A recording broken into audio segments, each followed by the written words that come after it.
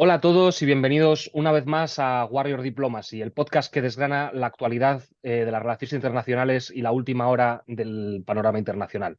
Hoy vamos a hablar de un tema que ya hemos tratado antes en este podcast, pero que en este momento está, creemos, de la mayor actualidad, que es el caso de Venezuela, y es que tras los últimos comicios, la autoridad electoral chavista ha declarado ganador a Nicolás Maduro, mientras la oposición denuncia un fraude y la comunidad internacional, incluyendo a muchos países con gobernantes de izquierdas, tanto latinoamericanos como de otras zonas, piden transparencia a Caracas, que dio como ganador al actual presidente cuando ni siquiera se había terminado de contar los votos y sigue manteniendo como ganador a Maduro a pesar de que todas las evidencias apuntan a una victoria de la oposición. El país y el planeta entero se mantienen aún a la espera de la publicación de las actas y mediante esta tensión hay acusaciones de la oposición de hackear los resultados y sobre todo hay muchas protestas en la calle con una gran represión que está habiendo por parte del régimen chavista hacia estas protestas que lo que piden es que haya un cambio democrático en Venezuela. En este episodio desglosamos los eventos que han llevado a esta situación crítica, analizamos las implicaciones de estas acusaciones y exploramos las reacciones tanto dentro como fuera de Venezuela, así como sus posibles bifurcaciones a futuro.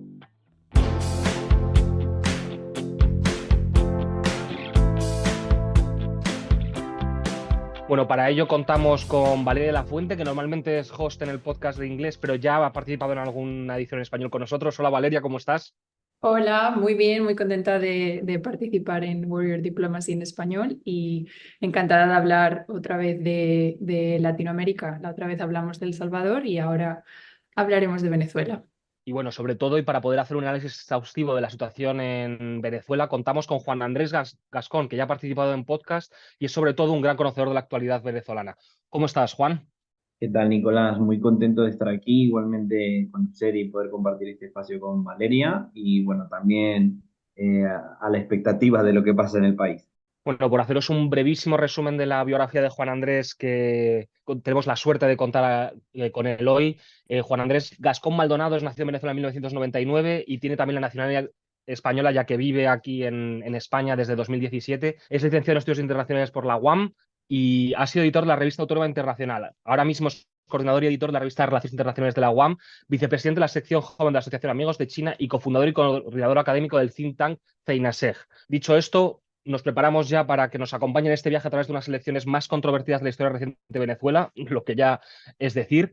Y si algún oyente quiere más contexto al terminar este episodio, les dejaremos en las notas el enlace de ese primer episodio que hemos comentado que grabamos con Juan hace un par de años. Y bueno, ya sin más dilación, vamos a esta primera parte de este podcast en el que vamos a poner en contexto esas elecciones que hubo hace poco en Venezuela y a contar por qué fueron tan importantes.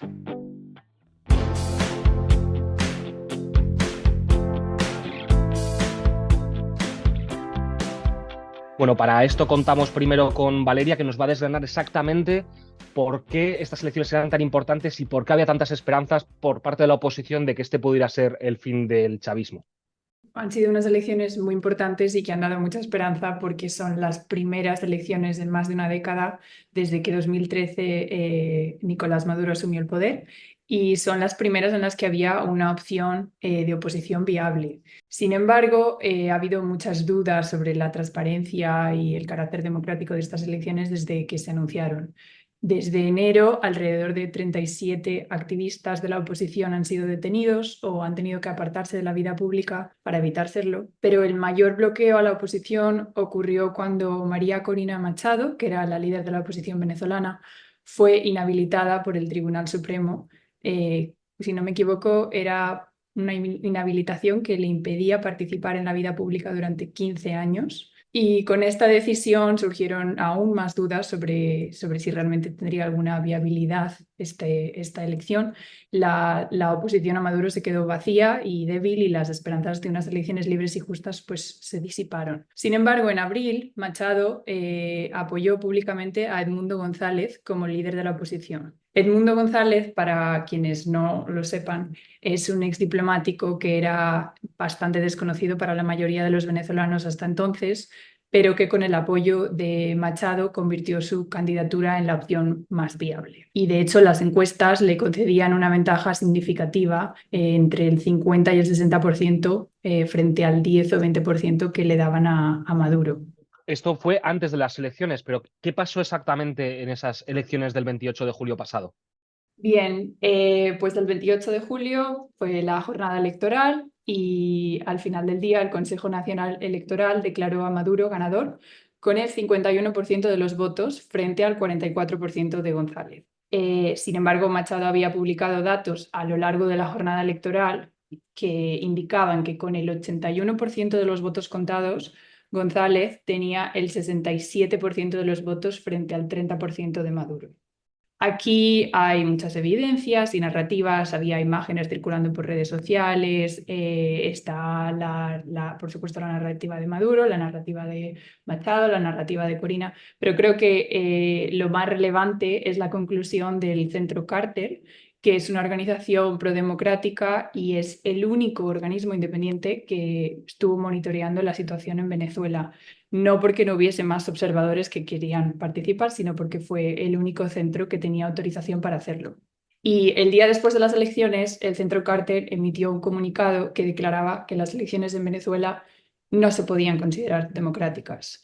Y sobre todo aluden al hecho de que las autoridades del Consejo Nacional Electoral no habían anunciado los resultados desglosados por mesa electoral, lo cual constituye una gran violación de los principios electorales. El informe menciona varias infracciones, habla de que se trataba de un ambiente en el que había restricciones a las libertades de los actores políticos, que hubo obstáculos para ejercitar el voto con plazos cortos, dificultades para la inscripción. También habla de las intervenciones judiciales contra la oposición que se llevaron a cabo en los meses previos a las elecciones, como hemos mencionado antes, y de una campaña que fue desigual y estaba pues tintada a favor del gobierno. Entonces, de nuevo, hay muchas evidencias, ha habido muchos comunicados oficiales, pero creo que este es el más significativo porque ocurrió al día siguiente de las elecciones, como he dicho, y fueron los observadores que realmente estuvieron presentes durante toda la jornada electoral y que es un centro que ha monitoreado elecciones en más de 100 países, si no me equivoco. Entonces, la experiencia que tiene en este sector es importante. Aquí quiero hablar con Juan Andrés sobre cómo se vivió la realidad en el país, porque por supuesto esto es lo que dice el informe, pero nos interesa saber cómo lo vivió el pueblo venezolano. Sí, Valeria, pues en este sentido, bueno, gracias también por invitarme nuevamente. Sin duda es una elección importante a nivel simbólico. Obviamente las condiciones estructurales ya se sabían, ¿no? Y se asumían que no iban a ser justas, que claramente no iban a tener la transparencia que al menos teóricamente exigimos en una democracia real. Pero bueno, había todo un clima, ¿no? Digamos que en los últimos años, sobre todo desde el 2018, la última elección presidencial, claramente cooptada por el gobierno, ¿no? Y sobre todo con un amplio espectro de estrategias de inhabilitación, de persecución de la oposición. Luego el episodio, ¿no? Que vemos entre finales, ¿no? de esa primera, bueno, de esa última elección y todo el episodio de Juan Guaidó como presidente interino y esta especie de gobierno semi-exiliado, ¿no? Que intenta jugarle al gobierno de Maduro, al gobierno de facto de Maduro, una especie de contrapeso en todo ese clima, ¿no? Que venimos acumulando en los últimos años, se genera esta expectativa y esta ilusión con una plataforma bastante potenciada por redes sociales, ¿no? Aquí ha sido un elemento clave, en donde María Corina, desde un primer momento, se posiciona como la candidata ideal. ¿En qué sentido? Pues en primer lugar con la idea, ¿no? y la vivencia de la población venezolana de que ella es la única que ha mantenido una postura férrea contra el régimen de Nicolás Maduro, ¿no? Contra la deriva autoritaria que ha tenido el chavismo desde Chávez, pero sobre todo con Maduro. Y ese clima y esa noción, ¿no? O ese sentimiento de la población digamos, de alguna manera se contrasta con las elecciones primarias, unas elecciones bastante también atropelladas por el gobierno de Nicolás Maduro, unas elecciones primarias de la oposición en donde María Corina claramente queda con un apoyo mayoritario, ¿no? En algunos municipios con más del 85-90%. A partir de ahí, bueno, ese clima que se va generando y esas expectativas que se va generando toma lugar el 28 de julio como una manifestación de rebeldía o de resistencia cívica, de resistencia civil por medio del voto, que en gran medida, ¿no?, choca con dos realidades, o sea, digamos que es un planteamiento que choca con una realidad. La primera, por supuesto, es la clara situación de desventaja institucional y política a la cual está sometida la oposición y concretamente María Corina Machado de cara a estas elecciones, pero luego además hay que agregar toda la estrategia de inhabilitación política que sufre Machado, no solo digamos que viene de lejos, ya en el 2015, cuando se evita que participe en las elecciones de la Asamblea Nacional y en las elecciones siguientes, sino también ahora como una estrategia de evitar que la cabeza sea la que respalde el movimiento, ¿no? Y obligar a la oposición a buscar otro candidato,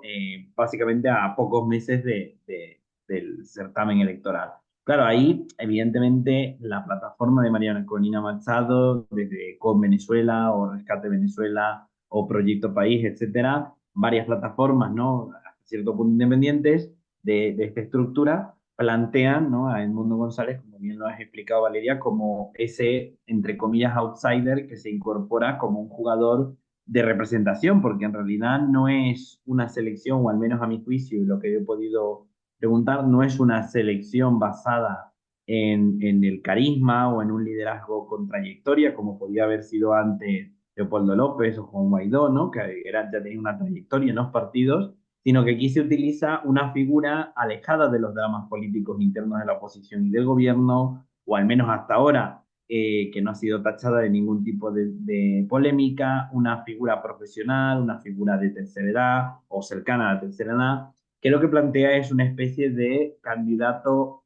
fácil de acomodar y que todo el mundo esté de acuerdo, que no haya mayor problema. Por supuesto, detrás de él, a nivel digamos, a nivel político, claramente es él el representante, pero detrás de él está María Corina Machado. Y ahí es cuando esa vivencia de la elección se vuelve tan drástica, porque hay una esperanza generalizada, hay una noción de unidad que no se tenía desde hace décadas, es decir, la oposición en María Corina y la representación del mundo logra concretar o compilar el mayor apoyo posible. Y esto, por supuesto, cuando el chavismo anuncia, ¿no?, y por supuesto anuncia en unas condiciones completamente vergonzosas, que Maduro gana, ¿no?, y que la tendencia es irreversible cuando ni siquiera se habían completado un porcentaje real de los votos contados, bueno, pues evidentemente hay un clima de desesperación. Sin embargo, aquí hay una cuestión muy curiosa, con esto acabo esta primera intervención, que o sea, la noche de las elecciones hubo un silencio, ¿no? Se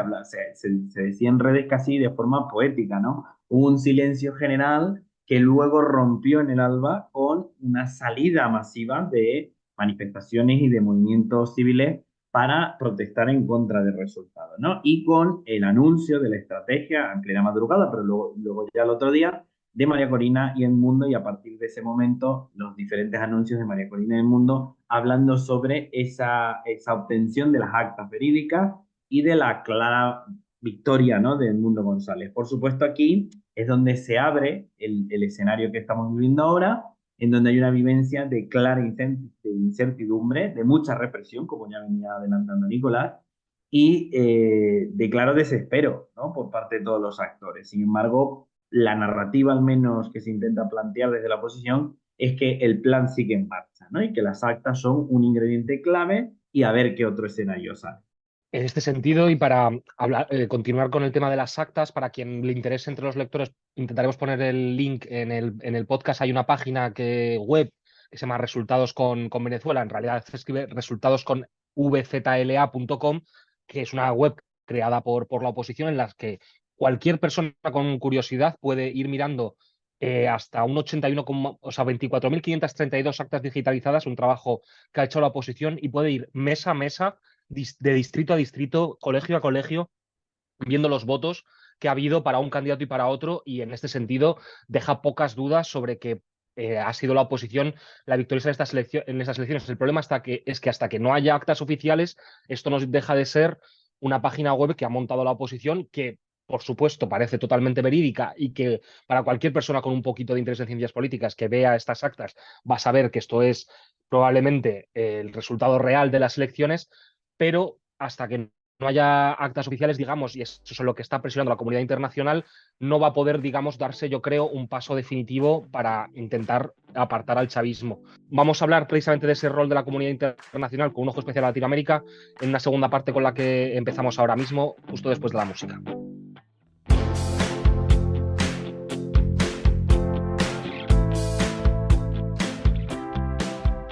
Bueno, pues como has dicho, Nico, ahora vamos a hablar un poco de la respuesta de la comunidad internacional que en estas elecciones, pero en general con todos los sucesos en Venezuela, es siempre importante tener en cuenta.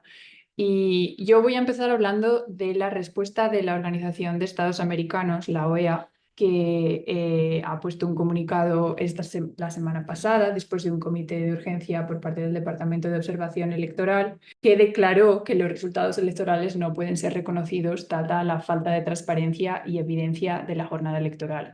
Bueno, supongo que no pilla a nadie por sorpresa, considerando las evidencias abrumadoras que hay sobre el fraude electoral, pero sí que es un informe bastante significativo. Es un informe de 23 páginas en el que hace referencia al hecho de que el CNE o el Consejo Electoral no proporcionó los detalles de las papeletas procesadas, que puso obstáculos a mecanismos de observación nacional e internacional, hace referencia a contradicciones entre los porcentajes anunciados y los ejercicios de verificación ciudadana, entre muchas otras cosas. Y aquí quiero destacar una de las referencias que hace, y es que el informe concluye que el régimen de Nicolás Maduro ha traicionado una vez más al pueblo venezolano, declarando que respeta la voluntad popular, mientras hace todo lo posible por manipularla y desconocerla. Y con esto te quería preguntar a ti, Nico, ¿cuáles han sido las respuestas más individuales por parte de los distintos líderes de Iberoamérica? Y sobre todo, creo que nos interesan los líderes de izquierdas que quizás se han posicionado más a favor de Maduro en el pasado y que ahora mismo pues, se están desmarcando. Sí, efectivamente, ha habido, bueno, de hecho hay presidentes de diferentes países latinoamericanos que ya desde el primer día han estado pidiendo al régimen venezolano que publique las actas, ya que tienen muchas dudas sobre los resultados que ha hecho públicos Maduro o que ha hecho oficiales el Centro Nacional Electoral. Entre ellos está Gustavo Petro, que dijo que hay graves dudas sobre estos resultados, también el presidente chileno, Gabriel Boric, o el presidente brasileño, Lula da Silva, personas que en el pasado fueron aliados del chavismo, incluso otros aliados que ya no están en el poder, como Cristina Fernández de Kirchner, han estado pidiendo, creo que fue ayer mismo, que se publiquen esas actas para poder creer de verdad en lo que Maduro está diciendo de que ganó las elecciones. Más allá de Latinoamérica, y ahora iremos con ese tema porque creo que es especialmente interesante el hecho de que este tipo de líderes que en el pasado habían apoyado al chavismo ahora están teniendo muchas dudas, es importante también destacar las reacciones de, digamos, dos colosos de las relaciones internacionales como son Estados Unidos y la Unión Europea. Por un lado, Estados Unidos ha reconocido directamente al representante de la oposición, Edmundo González, como el ganador de las elecciones en Venezuela.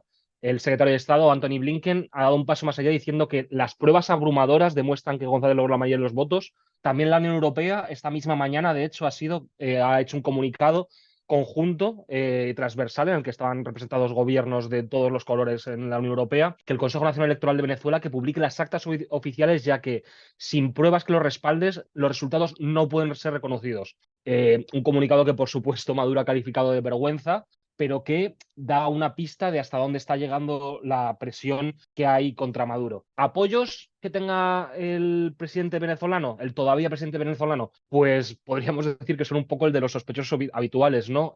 Serían países como Honduras, China, Rusia, Irán, Cuba, Nicaragua, también Bolivia, que han reconocido la reelección de esta persona y que han dicho que los resultados que han sido dados por el Centro Nacional Electoral les valen y que consideran que Maduro es el legítimo presidente de Venezuela, incluso sin publicación de las actas. Pero volviendo al primer punto que había comentado, que es el de estos antiguos aliados que no tanto hayan dado la espalda a Maduro como que han puesto en cuarentena cualquier cosa que haya dicho sobre los resultados electorales, te quería preguntar, Juan Andrés, ¿cómo de relevante crees que es este cambio, digamos, discursivo que ha habido en países como Colombia, como Brasil, como México, en el caso de AMLO, que no lo hemos comentado, que también ha puesto en duda estos resultados? ¿Crees que este tipo de reticencia a conceder la victoria es algo significativo que puede tener repercusiones a nivel nacional en Venezuela? Sí, bueno, eso es un debate grande que se está desarrollando, sobre todo porque no sabemos qué tipo de negociación hay detrás. Hay una posición clara, ¿no? De potencias como China y Rusia, que tienen una aproximación puramente pragmática, que no hay un interés o que es difícil descifrar que haya un interés ideológico o de afinidad ideológica muy claro, sino más bien de intereses materiales, de posicionamiento en la región, pues claramente con el caso de China, siendo Venezuela el país más endeudado de la región, o el caso de Rusia como un pivote, ¿no? Estratégico para Rusia en la región, ¿no? Y que depende mucho más en este caso que el de China, depende de la continuidad de Maduro en el poder. Ahora, casos como los de Cuba y Nicaragua, bueno, son casos esperables, es decir, hay una lógica de reciprocidad en torno a que los tres son regímenes autoritarios o que han optado, ¿no? En diferentes ocasiones a lo largo de su trayectoria política por una represión generalizada y bueno, por supuesto no se van a echar tierra en su propio tejado. Ahora, el cambio particular y el por el cual se da el debate, ¿no? Entra en esta línea de, vale, en una situación como la actual y sobre todo en un primer escenario donde ya Maduro anuncia que ha ganado, es decir, el gobierno anuncia que continúan en el poder con todas las irregularidades encima y que luego empiece una represión generalizada de la oposición y de los manifestantes, en este caso una gran mayoría civil que protestaba de forma pacífica. Bueno, por supuesto aquí, según como lo queramos ver, es positivo o negativo, es decir, que Colombia y Brasil fueran de los primeros en los últimos meses presionar simbólicamente al gobierno en que las elecciones tenían que darse con la mayor transparencia posible y que mantuviesen una posición de cautela. Bueno, podríamos verlo como algo positivo y una muestra de un claro debilitamiento, ¿no? Y aislamiento del gobierno chavista de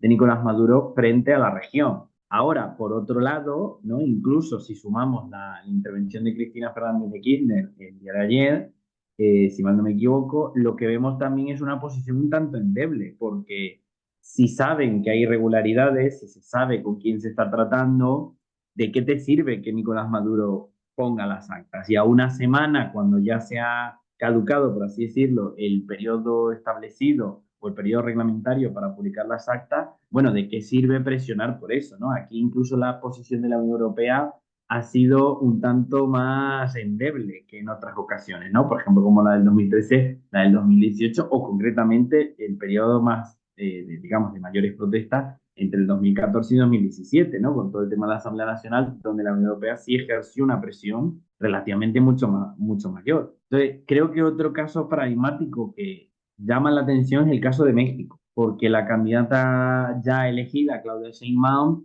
había planteado que, bueno, en la línea de Colombia y Brasil estaban esperando las actas, estaban atentos a las irregularidades, llamaban a la calma y a evitar la violencia, pero luego sale Andrés Manuel López Obrador, ¿no? Sale AMLO hablando a nivel nacional de que fue un proceso electoral normal y que cuestionar el resultado implica violar el principio de no injerencia, cuando eso, digamos que hay que agarrarlo con pinzas, a tomarlo con pinzas, porque en realidad cuando hay una represión y violación de derechos humanos, según la propia Carta Interamericana, ¿no? La Carta Democrática Interamericana, que tiene la OEA, el artículo 3 implica al resto de la comunidad internacional, en este caso a la comunidad americana, a ejercer algún tipo de responsabilidad con respecto a ese gobierno o a esa situación interna que se está yendo de las manos. Entonces, la posición aquí de México ha sido no solo contradictoria, sino bastante negativa, un tanto inesperada que sea México o que sea concretamente AMLO el que plantea esta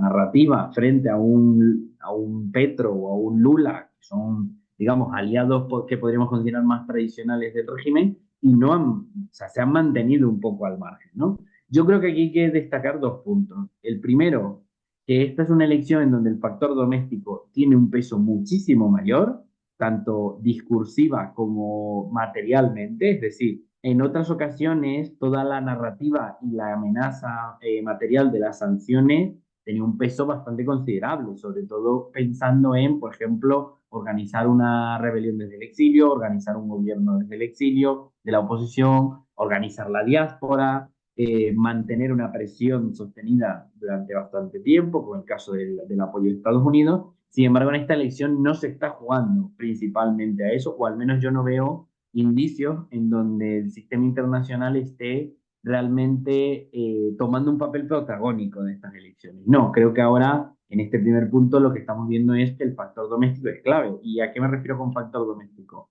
Uno, a la presión civil, otro, a la presión o a la posibilidad de que las Fuerzas Armadas se volteen, ¿no? contra el gobierno de Maduro. Y el tercer factor es la capacidad de resistencia de la oposición, ¿no? A nivel político, no tanto de los manifestantes, que ya de por sí son los que se están llevando el peor trato, ¿no? Con toda la ola de torturas y represión, sino también por el hecho de tener una oposición visible, ¿no? Es decir, unos líderes que sigan estando en la calle. Y el segundo punto, y con esto termino, creo que el caso venezolano nuevamente, sobre todo con esta sesión extraordinaria de la OEA que no llegó a una resolución, demuestra que tanto la OEA como Naciones Unidas, como el conjunto de la comunidad internacional, vuelve a fallar en sus mecanismos de resolución de conflictos y en sus mecanismos de mantenimiento de la paz y de la promoción democrática, vuelve a fallar para poder ejercer algún tipo de presión, si es que eso cabe, ¿no? Entonces, esta falla yo creo que la podemos ver a nivel sistémico por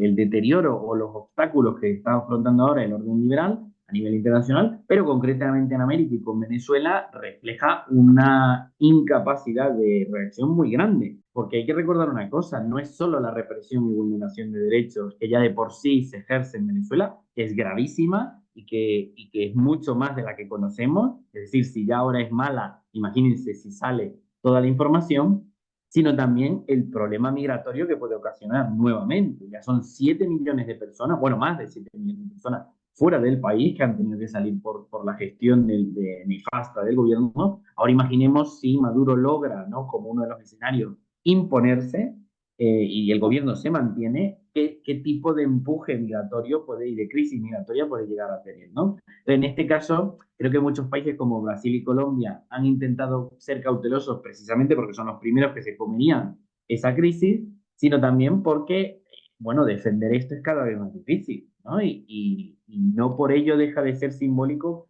que el apoyo no sea muy grande, pero estamos viendo, estamos evidenciando otra falla más del sistema internacional para hacer frente a este tipo de cuestiones, ¿no? Y en donde la petrodiplomacia y el manejo de dinero ha llegado incluso a personajes de la política española que han apoyado sin miramientos y sin vergüenza el resultado, ¿no? De Maduro frente a todos los cuestionamientos que hay. Pero bueno, esa es, digamos, la lectura internacional que yo creo que más resalta.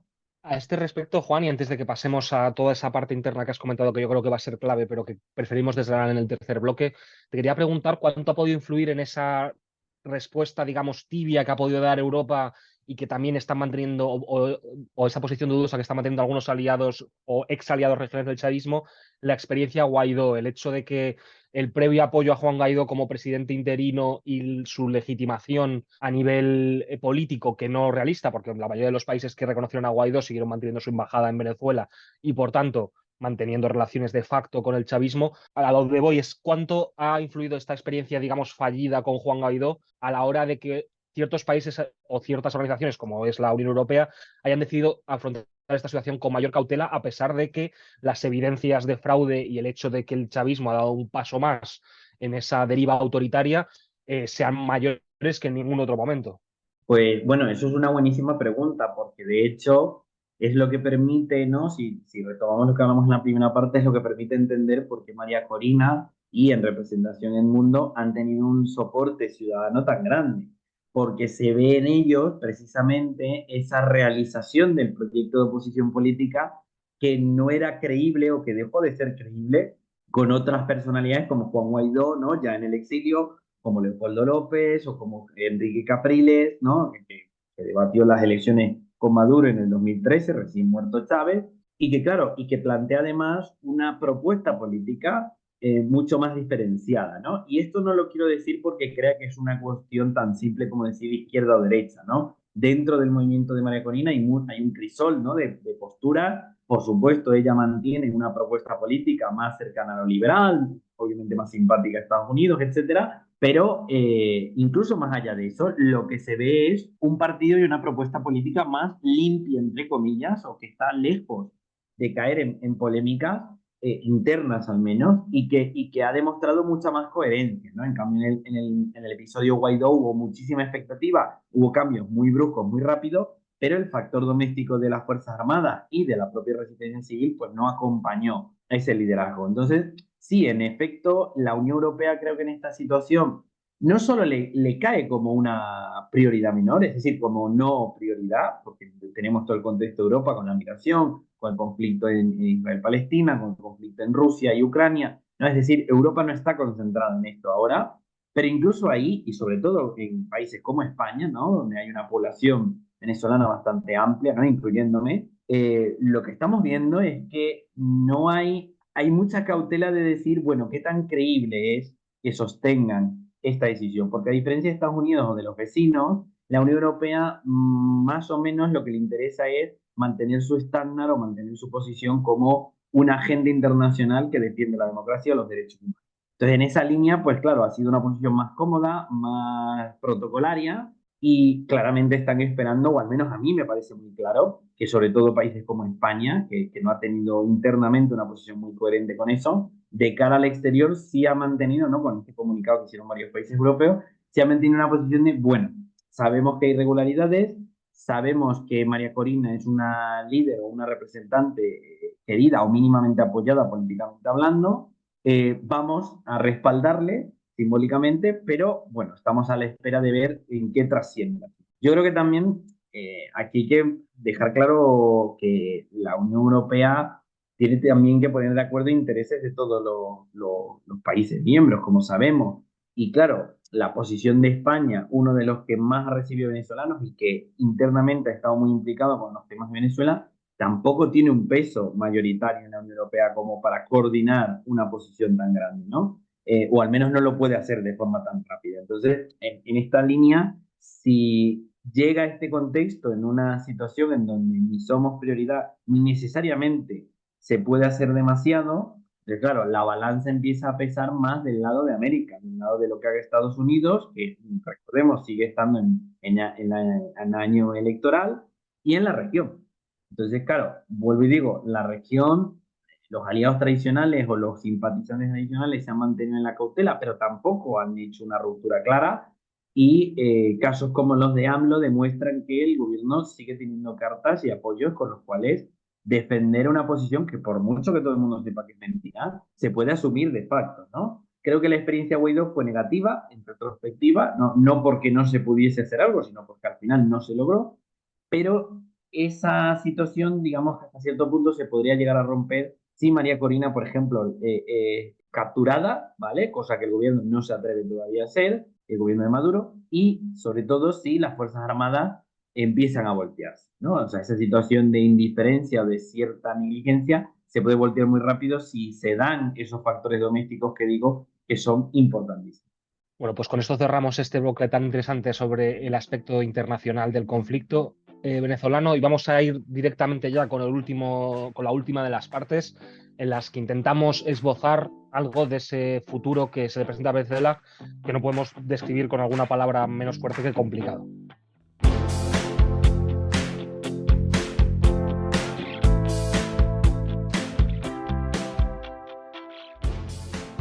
Hemos hablado ya de lo que ha ocurrido en las elecciones, de las respuestas internacionales y un poco de qué le espera al pueblo venezolano a partir de ahora.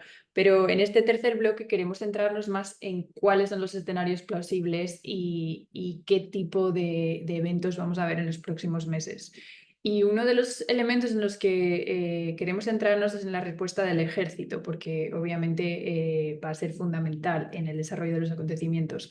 El ejército está bloqueando el cambio y va a ser muy complicado que abandone Maduro. Sería necesario convencer al alto mando, pero Maduro depende de la inteligencia cubana para mantener a raya a los oficiales. Y por otra parte, la oposición debería o podría esforzarse por demostrar con detalles irrefutables que las elecciones fueron robadas y con eso conseguir apoyos por parte del ejército.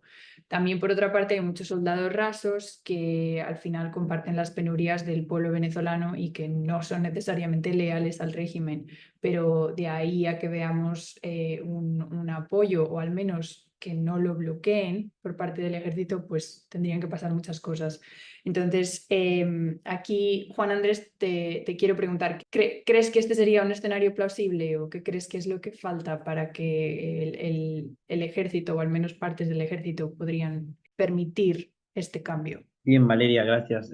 Sí, a ver, el factor de las Fuerzas Armadas o del conjunto, ¿no? De los cuerpos de seguridad del Estado en Venezuela son o sea, participación es un elemento clave y ellos como agentes, como actores políticos o de incidencia política, es decir, son parte del Estado, pero claramente tienen un factor de representación y de movilidad, ¿no? Y agencia política, termina siendo fundamental, ¿no? Para todo este contexto. De los tres escenarios que había con estas elecciones, el optimista, que claramente se derrumba con el resultado, ¿no? Y cómo se roban, como se dice en redes sociales, las elecciones, quedarían entonces dos escenarios, ¿no? En donde ya una transición ordenada, relativamente pacífica y con una amnistía que incluso permitiese al chavismo mantenerse como una opción política, ahora ya se desmorona y pasa a estos dos escenarios que comento, en donde las Fuerzas Armadas son tan importantes, ¿no? Incluso podríamos decir de lo más importante. El escenario moderado es que en medio de este contexto de represión generalizada a la oposición, en donde prácticamente el chavismo ya no le importa quedarse aislado o no tienen los mismos reparos para poder reprimir y controlar la situación sin necesidad por ende, tener que doblegarse a presiones externas, en este escenario la ruptura solo puede venir, o al menos desde mi punto de vista solo podría venir, desde un llamamiento a las Fuerzas Armadas que se incorporen y especialmente se volteen contra el gobierno del lado de las tropas y suboficiales. Es decir, el alto mando militar está desde hace décadas muy vinculado al gobierno, muy vinculado a las redes clientelares y a la corrupción generalizada que tiene el chavismo, y por supuesto los que pasan penurias o los que en peor situación están son las tropas de a pie, ¿no? Del ejército, de la aviación, de la armada, tropas que, al igual que la Guardia Nacional, no están bien pretechadas, no tienen un mantenimiento estandarizado, no tienen tampoco una situación digna en cuanto a su posición en el país, porque recordemos que la noción general o el sentimiento general de la población es de rechazo, más allá de que, por supuesto, haya un llamamiento de colaboración, pero en esta situación, tanto en el ámbito moderado como en el ámbito pesimista, o sea, perdón, ámbito no, tanto en el escenario moderado como pesimista, son estos actores dentro del ejército, es decir, las tropas de a pie y los suboficiales, los que podrían llegar a romper con la hegemonía militar y de fuerza del chavismo. Sobre todo porque ese fue uno de los intentos parcialmente logrados con el episodio de Juan Guaidó y la salida de Leopoldo López, donde parte minoritaria, pero aún así visible, de las Fuerzas Armadas se rebeló o colaboró con esta propuesta de oposición, y con los episodios que hemos venido observando y que han pasado muy desapercibidos a raíz de la censura de gobierno desde 2017 y 2018, donde varios agentes, sobre todo retirados, pero algunos como Óscar Pérez o algunos miembros de la aviación o de la armada, incluso del ejército, se habían puesto en contra, ¿no? Incluso generando algún tipo de levantamiento del gobierno. Ahí entra, ¿no?, ese factor que habías dicho muy bien, Valeria, de la inteligencia cubana, de la injerencia de otros países a favor del gobierno. Últimamente se ha hablado mucho que para las elecciones se participó, o sea, se vio la participación de agentes chinos. Yo creo que más que agentes chinos, en un sentido explícito de China está apoyando esto, yo creo que lo que hay que entender es que son un personal auxiliar que el gobierno pues ha contratado o ha buscado su disposición para mantener, ¿no?, el control de la situación. Pero los que sí están siendo un agente clave son los mercenarios y los contingentes que ya se ha probado en muchas protestas que vienen de otros países como Cuba, Nicaragua o etcétera, a reprimir a la población. No son necesariamente todos venezolanos. Y uno de los elementos que precisamente puede impulsar una ruptura es que si Maduro, que ya lo ha anunciado un par de veces esta semana o en estos últimos días, militariza el país, ¿no?, o ejerce algún tipo de estado de excepción o un toque de queda por medios militares, el problema que va a tener es que ahí el ejército venezolano está reprimiendo a los venezolanos. Y eso es un elemento de moral y de movilidad como agente político que de repente puede, irónicamente, romper con el status quo, ¿no? Porque las tropas no van a responder necesariamente igual que la Guardia Nacional y que estos contingentes extranjeros, ¿no? Sobre todo porque tampoco ha escalado la violencia, pese a que es muchísima, sobre todo a nivel represivo, pero a nivel confrontativo no ha escalado todavía. Y aquí termino con esto último que dije, planteando que la forma en cómo podemos ver si escala o no, no de que haya violencia o no, porque la violencia hay, sobre todo contra los civiles, pero la forma en que escale a un nivel más confrontativo que puede obligar al gobierno a sacar al ejército es la incorporación plena de las bandas paramilitares, de las bandas criminales, de los grupos armados insurgentes, o que no necesariamente son insurgentes, pero que tienen una capacidad de reacción bélica evidente y que estos se incorporen realmente al conflicto o a la resistencia, porque recordemos una cosa, la mayor parte de la resistencia civil ha sido pacífica y aquellos que han respondido usualmente lo han hecho porque de por sí la Guardia Nacional y la policía han reprimido a las manifestaciones. Ahora, cuando estos cuerpos del ejército entraron en zonas anteriormente de apoyo chavista, pero que se ha ido desmoronando y que se han convertido en una especie de tierra nullis, ¿no? En donde todo el mundo está en una pugna por controlarla, ahí las bandas paramilitares o los grupos criminales armados empiezan ya a enfrentarse al gobierno. Y esto viene ya desde hace años, lo que pasa es que ha pasado muy desapercibido. Y es que el gobierno que armó a gran parte de estas bandas ahora ha perdido el control, ¿no? Ese monopolio legítimo de la violencia con respecto a estos actores. Entonces, en definitiva, las tropas siguen siendo un factor clave. No se puede hablar de una transición si no hay un brazo de fuerza. Y luego son un factor clave también porque son las únicas que pueden obligar a que una u otra parte ceda, ¿no? Por ejemplo, en el ámbito de una amnistía o en el ámbito de las condiciones de la transición, por ejemplo, en la continuidad política del chavismo. Y luego, además, tienen un factor importante por esto último que he dicho, por la incorporación de actores no estatales, es decir, que no son de las Fuerzas Armadas oficiales, sino de bandas armadas, criminales armadas o paramilitares que tienen ya parte del control de muchas de las ciudades, por ejemplo, Caracas, ¿no? En el barrio de Petare, que es el más grande de Latinoamérica. Entonces, estos dos elementos del por qué las tropas podrían o no tomar un papel clave, hay que tenerlos muy en cuenta porque día a día cambian mucho.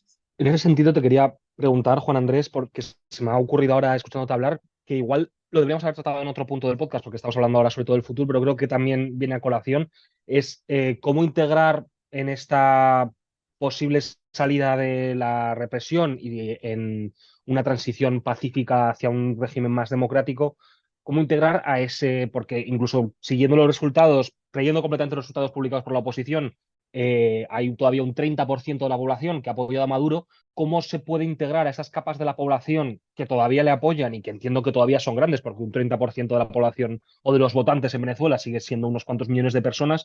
¿Cómo evitar que esa confrontación no alcance el rango de guerra civil, que sería, yo creo, en cualquier caso, una noticia terrible para Venezuela, porque si ya están las cosas mal, en caso de que hubiera un conflicto armado en el que se viera involucrada la población civil, podríamos estar hablando de una situación ya directamente de crisis humanitaria? Entonces, juntando igual una parte de pregunta sobre política interna y sobre quién es ese 30% que apoya todavía a Maduro con esta idea sobre el futuro, te quería preguntar cómo ves la posibilidad de integrar a esa parte de la población que todavía apoya a Maduro para que vean que han perdido.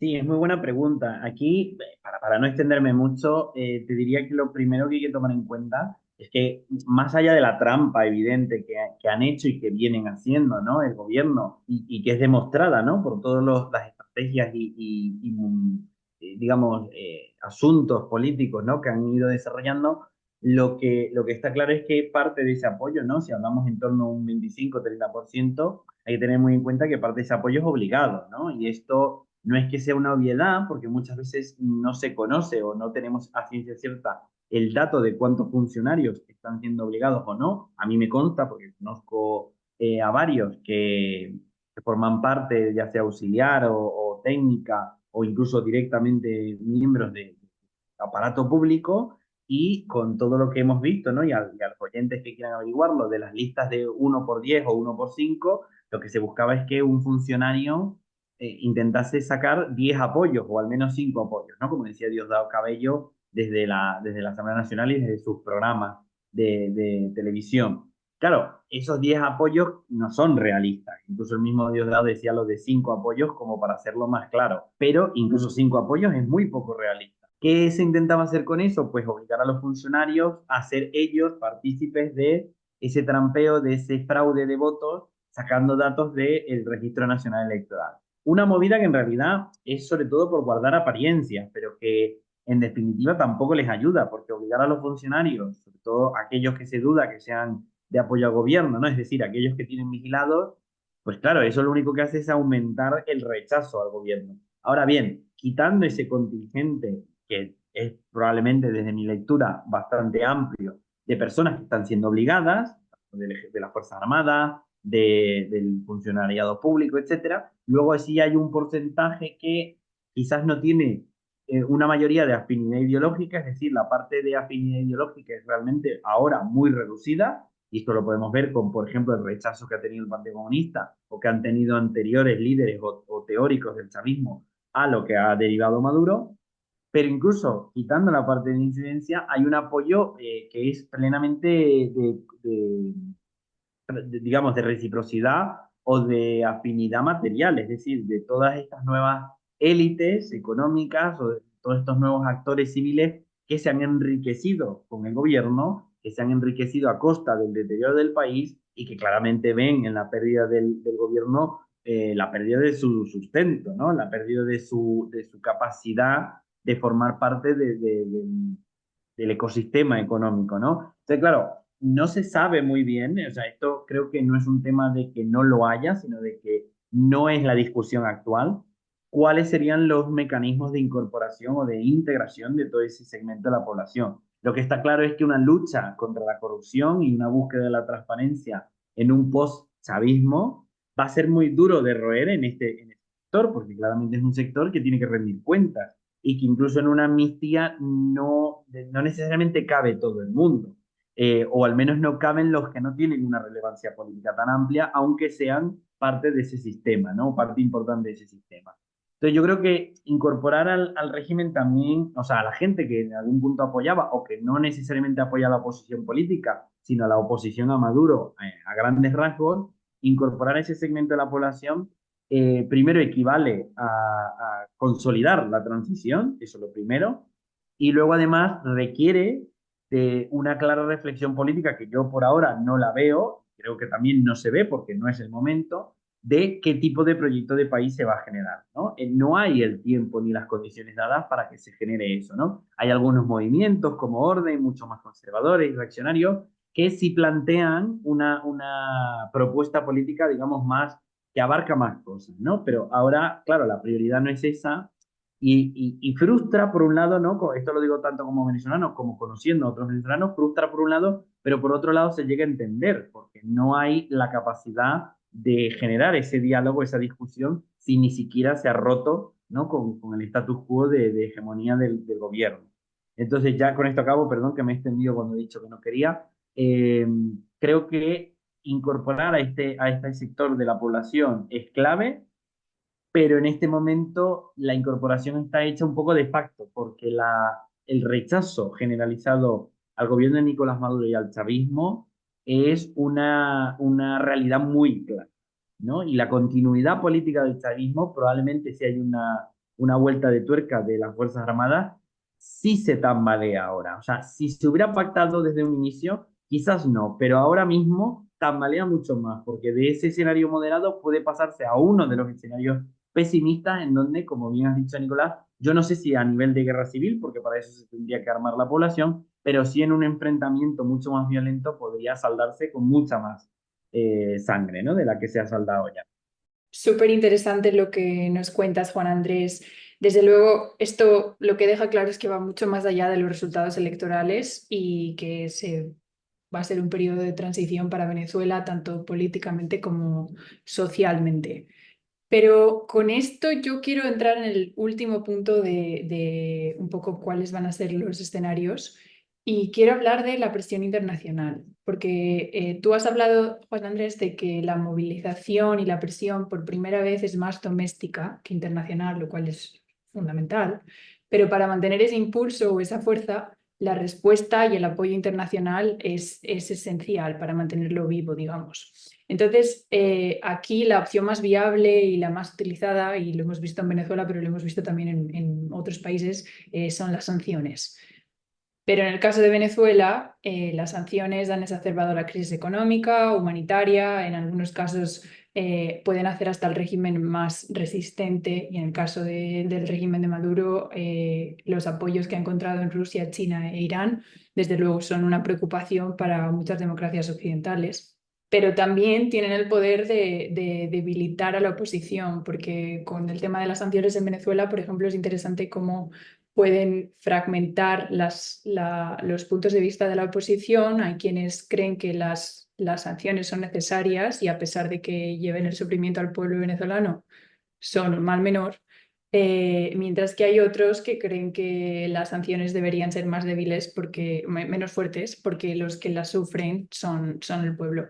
Entonces, aquí el tema de las sanciones es un debate aparte sobre cuándo funcionan, cómo funcionan y qué otras opciones hay. Pero en este caso, en el caso de Venezuela, no sé si tenéis algo vosotros que aportar sobre si creéis que es la solución viable. El tema de las sanciones, como he intentado también un poco adelantar antes, tiene dos obstáculos. El primero es quién las va a poner y el segundo es qué tipo de sanciones, ¿no? Ya se vio con el episodio Guaidó, pero sobre todo también en ese periodo de 2014 a 2017, uno de los periodos más difíciles para el país, tanto de protestas, de represión, etcétera. Se vio que las sanciones generales, que de hecho son pocas, muchas veces el gobierno se defiende diciendo que hubo un bloqueo generalizado de la economía venezolana. Eso es completamente mentira, porque Venezuela sigue exportando gran parte de la poca producción que tiene, y digo poca en el sentido de que ellos mismos son los que la han saboteado. Y luego hay que entender que hay una continuidad, por ejemplo, con la compra de petróleo desde Estados Unidos, y gran parte del impulso de los acuerdos de Barbados y de la posibilidad de una transición fue el que Estados Unidos estaba interesado en volver a ser un socio clave con respecto al crudo venezolano, ¿no? Entonces, en esta línea, pues claro, si tienes a compradores como Estados Unidos, pero también luego Rusia y China, pues lo que es evidente es que apoyos no le faltan, aunque sean apoyos pragmáticos, aunque no sean de una afinidad ideológica o de una lealtad pura y dura, siguen siendo apoyos fácticos que hay que considerar. Entonces, en este caso, las sanciones que se han intentado incorporar, sobre todo ya a partir de 2019, pero digamos, especialmente con el periodo de Donald Trump, aunque no fue él el primero que las puso, fueron las sanciones inteligentes, ¿no? A estos jerarcas del gobierno que tienen activos fuera. Y que ese es otro punto clave, curioso, del por qué se puede llegar a una transición, porque prácticamente lo que se habla es que, mira, o sea, la oposición lo que le podría llegar a plantear, o que parte de lo que le podría estar planteando ahora es, mira, tú tienes tu dinero, tú tienes tus reales, como decimos nosotros, allá afuera, llévate eso, nadie te va a meter preso, pero sal de aquí, ¿no? Da el paso a la transición. Bueno, eso es otro de los elementos, digamos, de discusión, porque está esa opción, pero también pensando, ¿no? Desde la perspectiva de los altos mandos del gobierno y del ejército, claro, no hay demasiadas garantías, y sobre todo ellos pueden ceder dinero, pero ceder poder ya es otra cosa. Entonces, las sanciones tienen esos dos obstáculos. No creo que ahora se vaya, o al menos no hay suficiente evidencia para pensar que van a haber sanciones contundentes. En España, por ejemplo, hay un vacío legal bastante amplio del cómo jerarcas o hijos, sobre todo, de los jerarcas han podido hacer vida en el país sin mayor problema, sin mayor persecución. No digo que haya que ir a perseguirles cívicamente, o sea, en el sentido individual, pero a nivel sistémico no han tenido mayor problemática, ni prácticamente han funcionado con impunidad. Y eso a nivel internacional sigue siendo otro, como decía, fallo de los mecanismos de resolución de conflictos y de contención, o los mecanismos de transición o de justicia internacional. Y aquí, con esto sí termino, el factor de la diáspora es indispensable. O sea, de lo que puede generar o que está generando mayor presión al gobierno, aunque sea simbólica o discursiva, es la diáspora. Esos más de 7 millones que estamos fuera, publicando, haciendo ver, presionando, haciendo movilizaciones fuera en los distintos países en los que estamos, para mover un poco o mínimamente hacer ver que la situación en Venezuela es, bueno, de la mayor gravedad posible.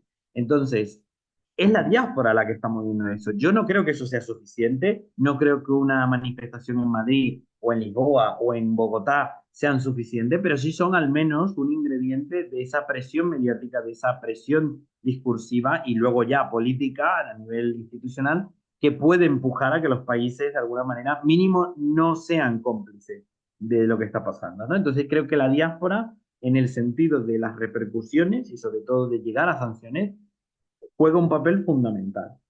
Yo tengo muy poco que añadir a lo que ha comentado Juan, pero sí quería decir algo por la parte de las sanciones internacionales y lo que puede lograr eso.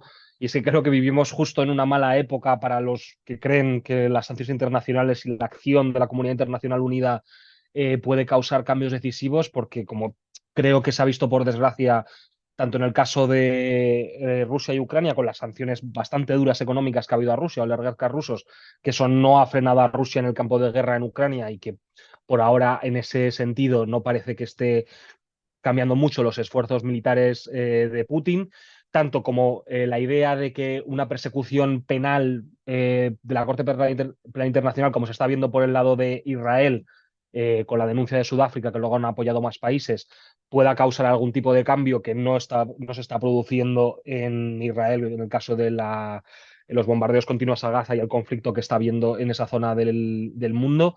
Yo creo que los que creemos que la comunidad internacional y que tenemos una visión quizás más liberal de las relaciones internacionales estamos ahora mismo de luto porque se está demostrando que está complicado, pero quién sabe, igual con un apoyo, con una presión efectiva, como dice Juan Andrés, contra los oligarcas y contra las diferentes ramificaciones de esos oligarcas venezolanos, incluyendo familiares y diferentes personas que se aprovechan de la extracción de rentas del país para su propio enriquecimiento personal, se pueda lograr algo, pero yo en este momento, y no quiero pecar de pesimista, lo veo bastante complicado. No sé si Juan Andrés, Valeria, tenéis algo más que añadir a este respecto o si damos Sí, ya... Sí, por supuesto, no, Juan Andrés. solo añadirte, o sea, solo agregar en base a la reflexión que creo que es muy, muy pertinente que has dado, es que el gobierno de Nicolás Maduro, o sea, todo el aparato chavista, especialmente los altos cargos, tal, ya han sobrevivido tandas digamos, rondas de sanciones en los últimos años, más una pandemia, más varios levantamientos, intentos de levantamiento militar, aunque sean muy reducidos. Entonces, estamos hablando ya de un gobierno que, para bien, bueno, para bien no, pero para mal ya sabe aguantar este tipo de cosas. Entonces, aquí yo creo que el escenario es presionar, por supuesto, movilizar y difundir, por supuesto, pero como todo eso no es suficiente, vuelvo y digo, el factor doméstico de una transición pactada es lo que creo y a lo que sí le tengo mayor optimismo, es lo que se está generando ahora y es lo que sí puede llegar a hacer un cambio, ¿no? Es decir, los votos solo eran un instrumento, desde mi punto de vista, para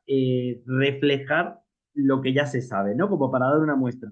Pero lo que yo creo que está en la mesa es la discusión que no vemos, que es difícil acceder, de esa transición. Bueno, muchísimas gracias, Juan Andrés. Ha sido un episodio súper interesante. Conoces la realidad de primera mano y es de lo más interesante hablar sobre todo de este último bloque y de qué le espera al futuro de Venezuela. Así que muchísimas gracias por unirte a Warrior Diplomacy para este episodio. Y Nico, un placer grabar contigo un segundo episodio también. Lo mismo digo, Valeria, la verdad es que ha estado muy bien y nada, le deseamos a nuestros oyentes que disfruten también de este episodio y les recordamos como siempre que bueno, que despierten al Warrior que llevan dentro.